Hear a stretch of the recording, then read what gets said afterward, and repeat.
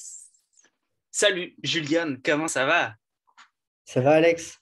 Ça va très très bien. Alors, merci d'avoir accepté cette petite interview où l'idée, ça va être d'expliquer un petit peu ce que tu fais et puis vu que tu as une expertise, tu accompagnes des jeunes à s'insérer, à trouver un métier, un apprentissage, un travail en fonction de leur présentation pro. Je pense qu'on va focus sur ça pour les jeunes et les moins jeunes que ça pourrait intéresser. Mais avant d'entrer dans le Ok. vif du sujet, peut-être que tu pourrais du coup te présenter. Qui es-tu, Juliane? Ok. Je me présente, donc je m'appelle Julien.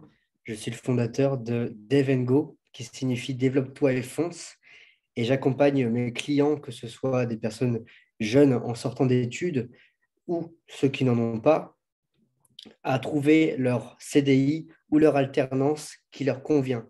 J'estime en fait qu'aujourd'hui, il est extrêmement important de travailler dans de bonnes conditions et surtout de se plaire dans sa carrière vis-à-vis de ce qui nous est demandé, hein, de travailler au minima 40 ans de notre vie. Donc, si c'est pour traîner les pieds toute la semaine et kiffer juste le week-end, c'est pas une vie. Et c'est pour ça que je me suis accordé comme mission d'aider un maximum de personnes dans ce sens-là. Et je trouve qu'aujourd'hui, c'est pas normal du tout d'oublier ça, qui est pourtant la base. On ne vit qu'une seule fois, alors autant faire ce qui nous fait plaisir, tout simplement. Carrément super. Moi, ce que je voulais, c'était, à travers cette interview, peut-être déjà focus sur les personnes qui trouvent de l'apprentissage, que moi-même, puisque j'accompagne des jeunes à trouver leur apprentissage quelquefois, peut-être, avant de rentrer dans le vif du sujet, j'aimerais savoir comment toi, tu en es arrivé à développer une expertise là-dedans, puisque les personnes qui accompagnent à l'apprentissage, c'est pas forcément commun, tu vois, on pourrait dire je t'accompagne à l'insertion, mais alors trouver un apprentissage, comment tu en es arrivé à développer ton expertise là-dedans? Alors, c'est à force de répétition, en fait, pour refaire l'histoire rapidement, j'ai fait donc des études, je suis allé jusqu'au bac+3 parce qu'il m'a été demandé par mes parents idéalement d'avoir des diplômes, alors que moi, à l'école, c'était un peu complexe. J'étais souvent moyen, voire très moyen. Je tournais autour de 11 de moyenne si on lisse tout, hein, sur toute ma scolarité, parce que je n'étais pas passionné vraiment, je n'avais pas trouvé ma voie. Et lorsque je l'ai trouvé, c'était après le bac seulement. Après avoir eu le bac, j'ai fait un BTS domotique qui ne m'a pas du tout plu. Donc là, j'ai dit à mes parents qu'il va falloir que je change absolument d'études parce que je ne me voyais pas brancher des câbles toute ma carrière. Ce que je voulais faire, c'était échanger entre humains. Et donc, ce qui m'a intéressé, c'est de me diriger vers le commerce, alors qu'avant, j'avais plutôt un parcours plutôt technologique. Donc, je me suis dit, pourquoi pas vendre des outils de domotique ou quoi que ce soit. Et donc, je me suis réorienté. J'ai donc été en BTS NRC, ce qui signifie négociation et relations clients. Et juste après ça, je me suis rendu compte que ça m'a beaucoup ouvert. J'étais quelqu'un de très introverti, très timide. Et justement, tout le monde me disait, mais tu n'iras jamais dans la vente. Tu es quelqu'un de trop fermé. Tu es trop sympa. Et moi, justement, là, je me suis dit, déjà là, je vais casser les codes parce que moi, ça me donne envie. Donc, j'irai et je n'écoute pas les autres. Et après mon BTS, je me suis dit, pourquoi pas continuer encore un petit peu. Et je suis allé en licence de management. Après ma licence, je me suis dit, je m'arrête là. Je ne vais pas faire de master parce que j'avais trop peur, en fait, que ça me bloque pour trouver un job. Et pas louper. Malgré ma licence, ça a été très difficile pour trouver un premier travail.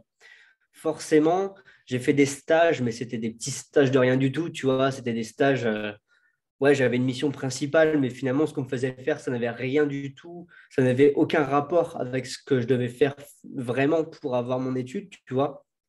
Par exemple, pour avoir ma licence, j'avais fait une alternance où là, finalement, je me suis plus à retrouver à servir des bières que de développer la communication, le management de l'entreprise ou même la gestion. Déjà là, il y avait un gros problème. Donc, comment? C'était dans quelle boîte? Tu devais faire de la communication. Et comment ça se fait que tu J'ai- peux retrouver de la communication à faire des bières? Ouais, en fait, l'entreprise s'appelle VNB. Donc, c'est une entreprise qui est une franchise dans toute la France. Donc, ils proposent en fait un magasin de vin et de bière. Et au fait, le concept, c'est qu'il y a aussi un bar dans la même structure.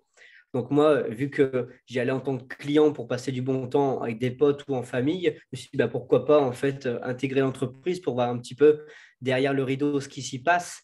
Et finalement, bah, le gérant a pu se trouver intéressant de me faire servir les clients plutôt que de voir comment ça s'organise au niveau de la gestion, etc., etc.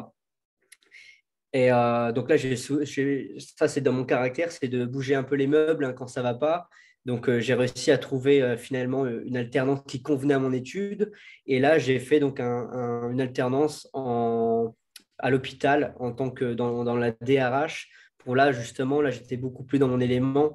Et bah, voilà, c'est comme ça que j'ai terminé du coup mon étude de licence. Et juste après l'obtention de ma licence, je me pensais invincible. Je pensais que j'allais trouver un travail facilement, rapidement.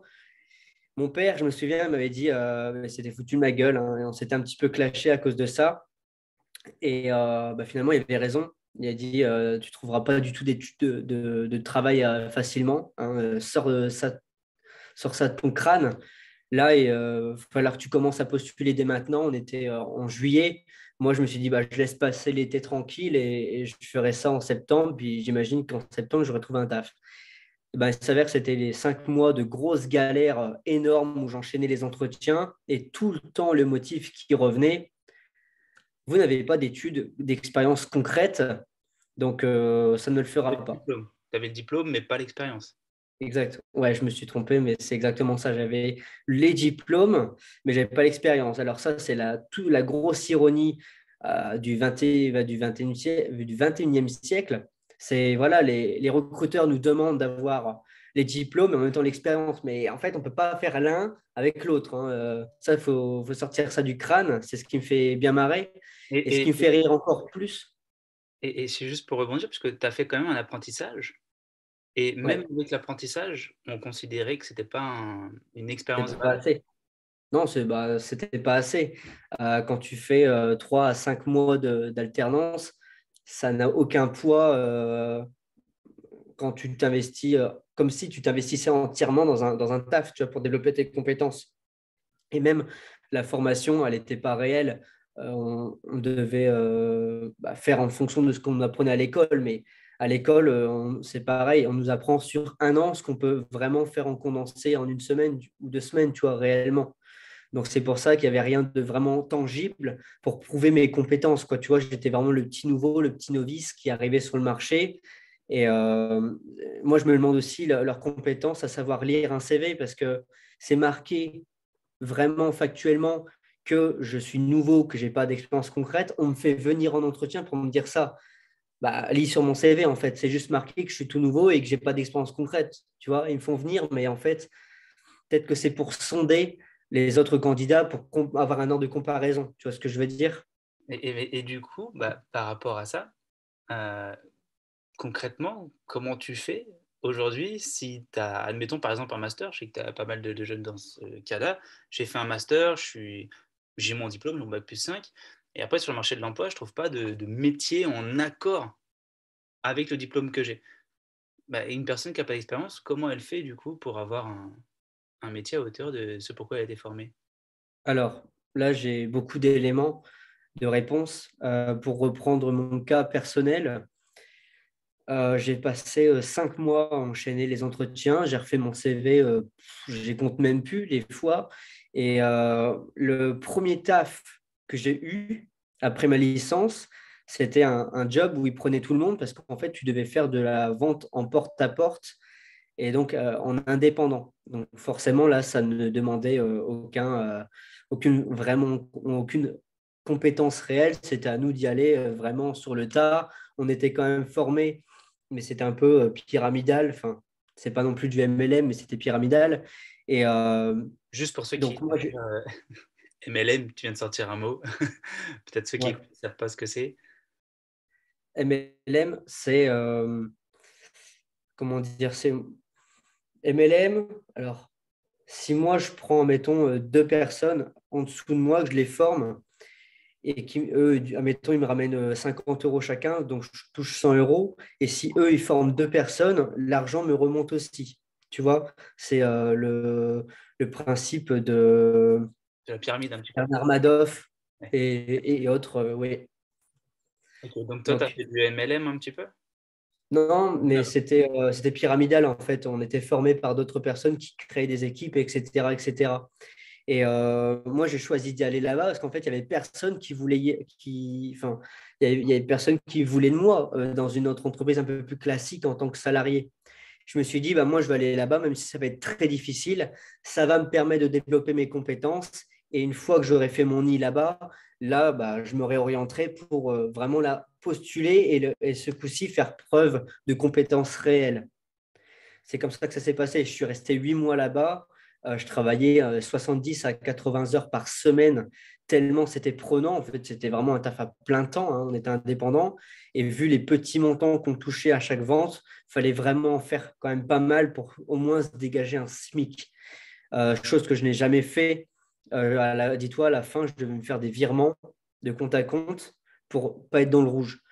Et donc, ce que je recommanderais à quelqu'un qui est, admettons, quelqu'un qui est en master, qui sort tout juste d'études et qui doit faire ses preuves, c'est de lui-même trouver déjà, pourquoi pas, déjà des petites affaires de son côté, genre des potes à aider ou quoi que ce soit. Si tu as un master dans la communication, je te conseille de trouver, toi, des petits travaux de gauche à droite pour faire preuve, voilà, toi, déjà de t'expérimenter, déjà de répondre à une sorte à un client, entre guillemets, et toi aussi pouvoir te faire un book. Moi, c'est ce que je recommande donc à toutes les personnes que je coach, c'est de se faire un petit book et de venir avec un book en entretien.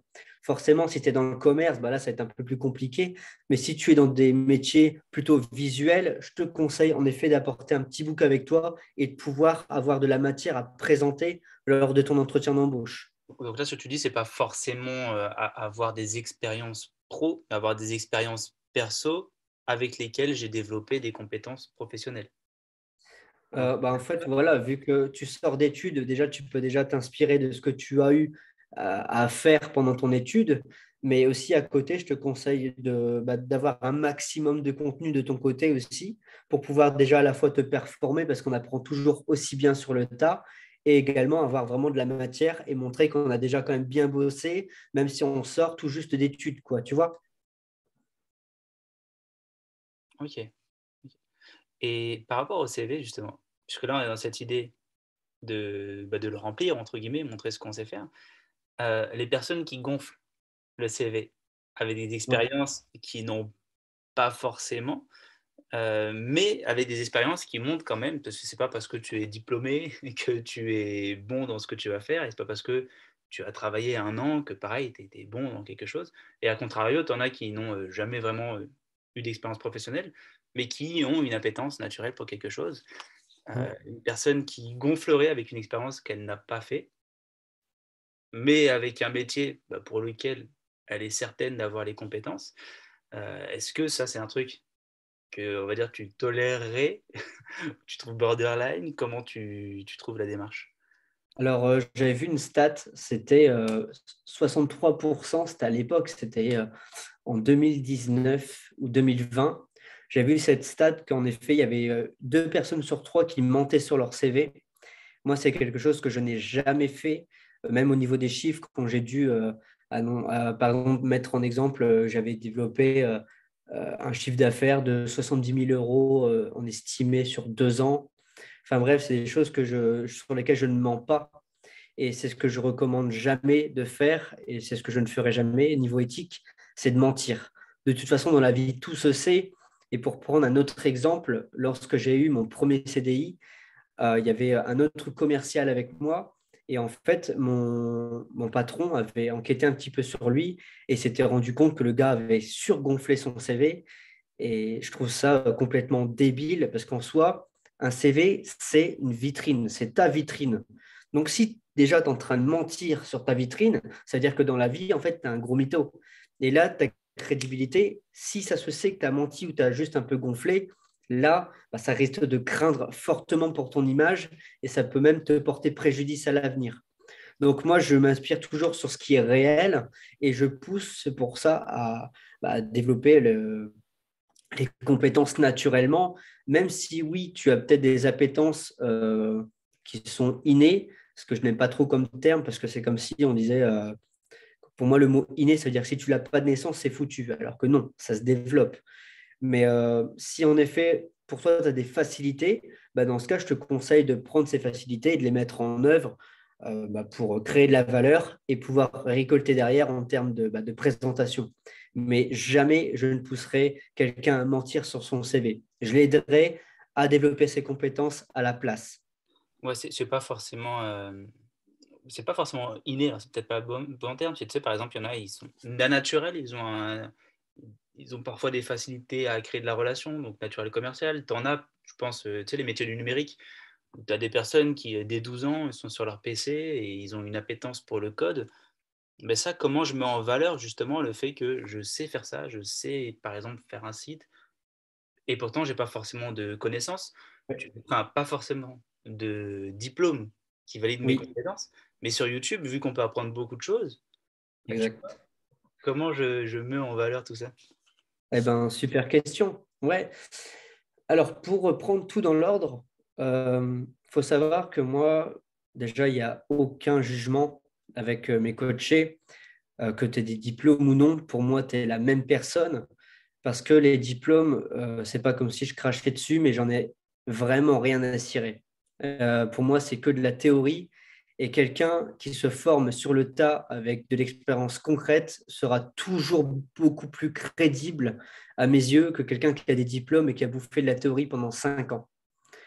Donc, ce que je conseille en effet pour quelqu'un, par exemple, qui a déjà fait des sites et qui n'a pas de diplôme concret, ça, on s'en fout. Ce que je conseille, c'est justement d'apporter le book.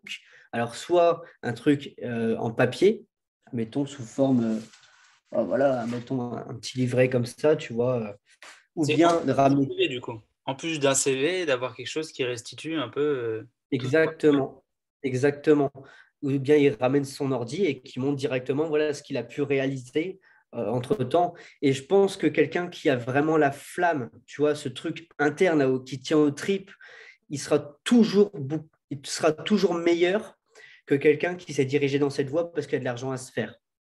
Ouais. Après, là, tu parles de ramener un book, donc déjà, ça voudrait dire que la personne, elle a eu l'entretien.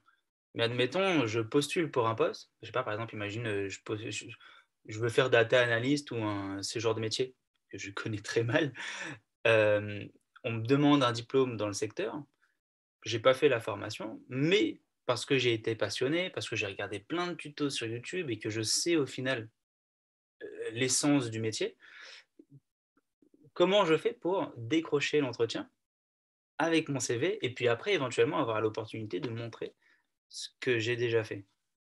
Comment Alors, j'ai à toquer et réussir à ouvrir la porte. ouais, super question. En effet, ce que je conseille, c'est juste de mettre cliquer sur pièce jointe et de lier ton book digital en plus de ta candidature. Donc, il faut savoir que lorsqu'on postule, donc rien qu'on envoie le mail, c'est déjà là que tout se joue. Donc, c'est la première approche qu'on envoie à un potentiel recruteur qui ne nous connaît même pas et qui reçoit ça à longueur de journée. Donc, ce que je conseille déjà, c'est renommer la candidature, pas mettre candidature avec le prénom, tu vois, mettre une phrase intéressante, genre suite à votre annonce, je vous envoie ma candidature, déjà un titre assez frappant, plutôt que juste mettre CV, prénom, tu vois, il y en a qui envoient ça juste simplement. Donc, ce que je conseille, c'est déjà au niveau du titre du mail. Moi, je renomme toujours mes titres de mail, que ce soit sur les sites directement pour postuler ou que ce soit les mails personnalisés. Donc déjà un titre accrocheur, envoyer le CV forcément qui sait se différencier de la masse. Tu vois, ça c'est pareil, on va sûrement en parler après, mais vraiment déjà un CV qui n'est pas commun avec tous les autres, tout ce qu'on voit comme modèle simple, tu vois, sur Internet, d'envoyer un book en pièce jointe et pareil au niveau du mail, le corps du mail, envoyer vraiment un truc personnalisé. D'accord. Après, il y a une autre manière. Ça, ça dépend des personnes qui sont à l'aise avec ça, c'est d'envoyer directement une vidéo de présentation dans un cadre assez sympa, tu vois, dans un parc bon, forcément, il faut une bonne qualité de son du coup, mais dans un beau décor et faire une super présentation, tu vois. Genre, voilà, bonjour, tu vois, vraiment avec un ton de voix qui accroche dès le départ. Bonjour, je m'appelle Julien, je vous propose ma candidature pour tel poste. En effet, je vous explique mon parcours. Et là, direct, tu vois, t'envoies ça, tu mets ça sur YouTube en privé, non répertorié, tu envoies juste le lien dans le corps du mail et je suis sûr que ça peut déjà faire grandement la différence et déjà te faire remarquer grâce à ça. Peut-être assez court la vidéo, tu dirais, imagine ça donne des idées à quelqu'un, tu ferais une Ouais. vidéo de combien de temps pour te présenter? Une vidéo assez courte, environ 2-3 minutes, tu vois, pas non plus faire un film ou un court métrage, mais juste dire, voilà, bonjour, je m'appelle Julien, j'ai vu votre annonce pour devenir web marketer. Alors, je vous explique mon parcours. Moi, c'est une grande passion que j'ai depuis tout jeune. En effet, j'ai déjà fait ci, j'ai déjà fait ça. Vous les trouverez, je vous le mets, soit tu le mets dans la vidéo directement et tu ne te montres pas, ou soit tu mets, voilà, vous trouverez dans le corps du mail tous les travaux que j'ai pu réaliser par le passé et qui vous donneront une idée de ce que j'ai pu réaliser. J'ai remarqué votre annonce, je me suis renseigné sur l'entreprise et ce que vous faites vraiment me tient à cœur et ce sera un grand plaisir d'intégrer votre équipe. Donc, je vous invite à me contacter pour un éventuel entretien. Tu vois, ça ne prend pas très longtemps et pourtant, là, je l'ai fait vraiment au feeling et ça peut très bien faire effet. Ouais. Parce que c'est vrai que je vois, tu vois, si on revient sur l'apprentissage, des fois, c'est tellement de désespoir que ça envoie des candidatures partout. Et au final, là, si on doit se renseigner quand même sur l'entreprise, ça fait qu'on vient recentrer, recibler vraiment un type d'entreprise avec qui on veut travailler pour que ça matche. Donc il y a déjà une présélection. C'est un peu à toi de sélectionner là ton propre candidat, chez qui tu veux. Exactement. Exactement. Ce qu'il faut, ce que les gens oublient et ce qui est très bon à rappeler, c'est qu'il n'y a pas que les recruteurs qui vous choisissent. Vous aussi, vous choisissez l'entreprise pour laquelle vous postulez. Tu vois, moi qui étais dans la vente et le commerce, j'avais aussi vent des entreprises qui faisaient de la merde au niveau de la vente. Par exemple, des entreprises qui achetaient des chaudières à 1000 balles et qui revendaient 15 000 à des personnes âgées. Euh, Tu vois, quand je voyais que c'était ce genre d'entreprise qui me contactait, je les refusais catégoriquement puisque j'ai quand même une éthique au niveau de la vente. Et là, d'ailleurs, j'aimerais quitter la vente en soi parce que c'est quelque chose qui ne me passionne plus. Mais ouais, tu vois, se dire, voilà, moi aussi, je suis acteur de ma carrière. Moi aussi, j'ai le droit de dire mon mot pour sélectionner l'entreprise avec laquelle je bosse. Et quand j'avais affaire à des recruteurs qui me disaient aussi que c'est un entretien, c'est un échange mutuel, parce que eux vont aussi voir si je suis apte à intégrer l'entreprise, mais moi aussi, je peux voir par le poste si c'est quelque chose qui peut me convenir. Moi, j'imagine toujours au moyen, long terme et me dire est-ce que la mission dans laquelle je m'imagine, je pourrais encore la faire dans 2 ans, 5 ans, 10 ans, 20 ans, tu vois. Ok. Et ben justement, tu parlais de la vente. Peut-être comme ça, on va arriver vers la fin de cette vidéo avec cette notion qui est importante quand on essaie de trouver un travail, c'est se vendre justement. Est-ce que tu trouves que justement, quand on est en formation, que ce soit n'importe quelle fac, on nous apprend suffisamment à se vendre pour trouver un métier à hauteur de nos qualifications? Non, pas du tout. Pas du tout, pas du tout. On nous apprend des trucs très généralistes. Pour te dire, quand j'ai fait mon BTS NRC, négociation et relations clients, le seul cours pratique, on m'a appris à serrer la main. Tout le reste, j'ai rien appris du tout sur la vente. Si je devais résumer la vente en 3 mots, je dirais authenticité. Donc, vraiment faire ressortir la personnalité qu'on est, ne pas chercher à être dans un moule ou ressembler à monsieur tout le monde. Ce qui va faire que les gens vont vous acheter ou acheter votre produit, c'est déjà ce que vous allez dégager. Donc, authenticité, valeur, donc donner de la valeur au travers de ce que l'on fait, ne pas chercher à faire un truc fade ou justement très aligné avec ce que les autres font. Ça ne sert à rien. Si je vois demain je sais pas, un ordinateur qui ressemble exactement, mais copie conforme à un autre, et la seule chose qui change, c'est la marque, j'en aurais rien à cirer. Moi, ce qu'il faut pour vraiment faire en sorte que je sois client, bah, c'est la valeur qu'on m'en dégage et comment ça répond à mon problème, à mon besoin. Et le troisième point, Et pour rester sur les valeurs, si tu parlais de justement sélectionner des entreprises chez qui on va, ouais, là, tu as parlé de valeurs, mais un peu perçues. Peut-être que les valeurs en tant que les telles, valeurs internes quelles sont les aussi. valeurs de l'entreprise et quelles sont les miennes? Est-ce qu'une personne peut réussir à matcher comme ça si elle s'est renseignée sur l'entreprise et puis qu'elle met en avant qu'elle a les mêmes valeurs que la société? Exactement. Peut-être comme ça peut matcher aussi. Exactement. Moi, je sélectionnais beaucoup ça aussi. Et ça m'arrivait de dire non à des recruteurs finalement, parce que j'estimais que leurs valeurs n'étaient pas du tout en cohérence avec les miennes, soit au niveau de l'éthique. C'est pareil, quelqu'un qui est très à fond dans l'écologie et qui postule dans une entreprise qui pollue à mort et c'est c'est le cadet de leurs soucis. Ça, ça ne va pas du tout. Je pense qu'en effet, c'est comme un couple en soi, hein. C'est voilà, on a telle valeur, telle vision ensemble, ça match. Et ben, du coup, en effet, on peut se projeter et pourquoi pas créer ensemble de la valeur. Donc, quand je dis ouais, créer de la valeur, c'est déjà au niveau de ce qu'on peut apporter à l'autre, mais aussi en soi, comment on correspond par rapport à la personne qu'on a en face. Et le troisième point, je dirais, c'est se déterminer, se différencier des autres absolument. Et je dirais même que c'est le critère principal aujourd'hui. On est tellement dans un monde de consommation, hein. On voit des trucs partout, on voit des pubs partout. Et aujourd'hui, le produit ne suffit plus pour pouvoir déclencher une vente en soi. Maintenant, c'est la personnalité de l'entreprise aussi qui doit s'en dégager.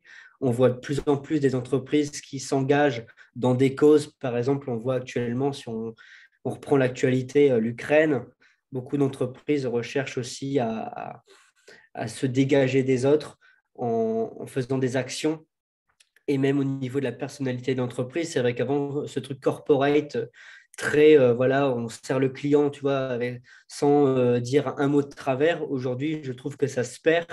Et aujourd'hui, je trouve ça beaucoup plus agréable dans un restaurant qu'on me considère comme un pote plutôt qu'on me considère juste comme un ticket de caisse et dire voilà, voilà monsieur, j'espère que tout s'est très bien passé. Voici votre dessert.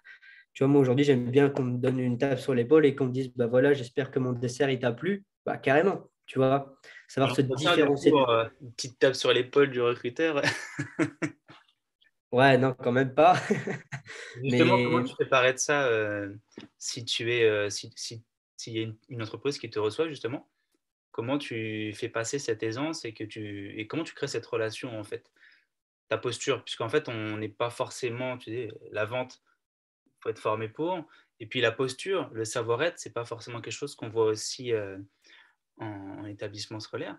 Donc, comment tu te démarques, justement? alors, si je devais prendre des exemples très concrets, moi, quand j'ai échoué tous mes entretiens d'embauche, c'est parce que je cherchais à être dans le moule. Donc, je ne laissais aucune, aucune facette de ma personnalité ressortir.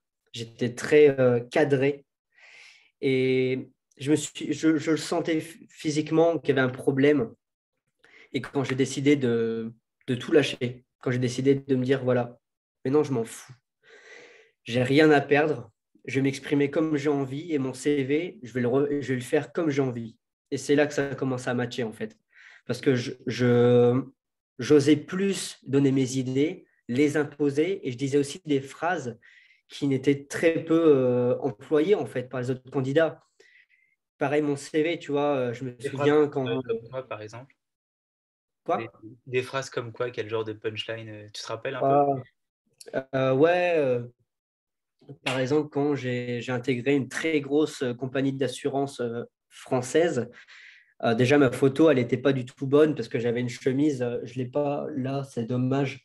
J'ai une chemise qui est coupée en deux, donc on voit un côté bleu, un côté blanc. C'est vrai que ça fait un peu plus touriste que commercial, et c'était ma photo sur mon CV. Et la recrutrice qui est devenue ma manager juste après, parce que j'étais embauché, elle m'avait dit lors de l'entretien, votre photo, franchement, par contre, ça ne va pas du tout. Ça ne fait pas du tout commercial. Je fais, c'est fait exprès. Je fais, bah, comment ça, c'est fait exprès? Je fais, bah, au moins, je me suis différencié des autres et la preuve, je suis là devant vous aujourd'hui. Et là, tu vois, là, vu son sourire, c'est que tu vois, c'est qu'elle a aimé, tu vois, mon originalité et ce que j'en ai dégagé. Après, ouais, tu vois, c'est des trucs comme ça, en fait, où Ouais, t'as j'osais parler, une posture j'osais assez haute, m'exprimer. du coup. T'es pas simplement en mode posture basse ou il y a la Exact. personne en face de moi, magnifique, puis moi, là, faut qu'il me prenne. Tu vas avec de l'assurance, tu te démontes pas, quitte à lui Un envoyer peu rentrant. Ouais, c'est ça, quitte à lui rentrer un peu dans l'art, bon, sans trop non plus être vulgaire ou dans le combat, mais juste, voilà, moi aussi, tu vois, si on me pique, moi aussi, je vais te piquer. Au début, j'étais très comme ça, voilà, je tremblais, tu vois, vraiment, quand je parlais, ça s'entendait que j'étais pas bien, j'étais pas à l'aise. Tout le monde disait, tranquille, tranquille, ça va aller. Bon, maintenant, je suis tranquille sur ma chaise comme ça. C'est un peu moi aussi le boss. Je ne me prends pas non plus pour qui je ne suis pas, mais genre, voilà, je montre que ça va être très difficile de me déstabiliser parce que je me connais. Tu vois, j'ai passé vraiment des longs moments à poser sur un papier qui je suis, qu'est-ce que je veux, quelles sont mes valeurs et comment je me différencie des autres. Je sais que les autres candidats, par exemple, en général, voilà, ils sont voilà, très simples dans leur présentation. Admettons, on dit, ah, voilà, présentez-vous, bah, je m'appelle un tel, voilà ce que j'ai fait, voilà ce que j'ai fait. Tu vois, la présentation, du coup, elles se ressemblent toutes. Moi, ça, aujourd'hui, je sais me différencier rien que par la présentation. Donc, en général, la structure d'un entretien, c'est simple.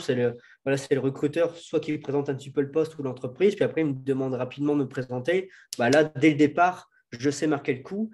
Et en effet, tu vois, j'ai une posture simple où je me dis, on ne me descendra pas. Et si la personne me dit, bah voilà, non, ça ne le fera pas, bah, pas de souci, parce qu'on ne peut pas matcher avec tout le monde. Surtout quand on est authentique avec soi, on est un peu clivant, tu vois, c'est soit on nous aime bien, soit on ne nous aime pas, il n'y a pas d'entre-deux. Et bah, c'est tout. Si, en effet, le poste m'intéressait vraiment et que je n'ai pas été pris, c'est tout, c'est juste une personne qui n'aura pas la chance de travailler avec moi. C'est ce que je me dis et c'est comme ça que je raisonne de façon vraiment authentique. Je suis d'accord avec ça, tu vois. D'accord, donc tu es passé quand même de quelqu'un de très timide, peut-être limite d'introverti à l'extrême Vraiment. quand on échange, à quelqu'un qui a quand même de l'assurance du coup et qui sait ce qu'il vaut. Qu'est-ce qui t'a fait passer de l'un à l'autre? Parce que juste pour préciser, au final, tu as dit d'être authentique. Et là, quand tu nous parles de deux positions, on peut se dire, ouais, tu joues le rôle de quelqu'un d'autre.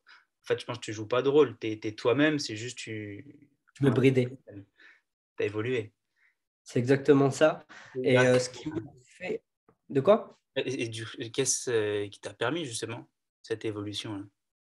L'expérience, la maturité. Et je pense que j'ai mis énormément de temps pour me trouver. J'ai dû mettre à peu près 1 an et demi, 2 ans entre la période où j'ai cherché du taf et la période où je commençais à enchaîner les CDI.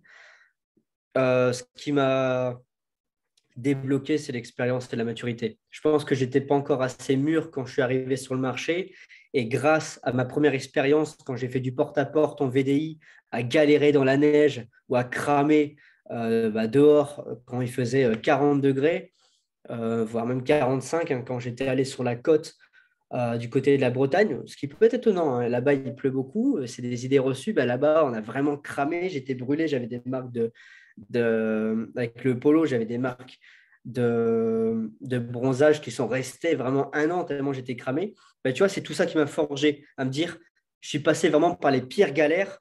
Pour faire un peu l'histoire, je me suis sauvé de chez moi parce que mes parents ne voulaient pas que j'y aille travailler là-bas, vu que c'était pas CDI conventionnel avec un salaire régulier. Je me suis carrément sauvé de chez moi, j'ai pris le train et j'étais logé chez un pote qui m'a pris chez lui, enfin qui a osé m'héberger voilà, 1 mois. Et en fait, il n'y avait qu'un seul lit. Voilà, j'ai pas dormi avec lui, hein, je dormais par terre comme un petit chien, limite avec un duvet sur le parquet parce qu'en fait, son canapé, il y avait la grosse barre au milieu, tu vois, qui niquait le dos. Du coup, il fallait faire avec.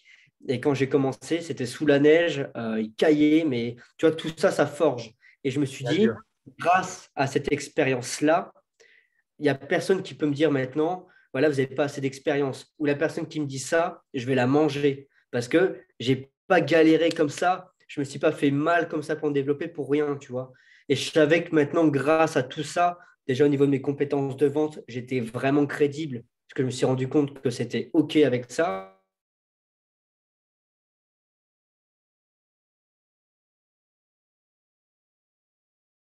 Je suis légitime à postuler dans le commerce, par exemple.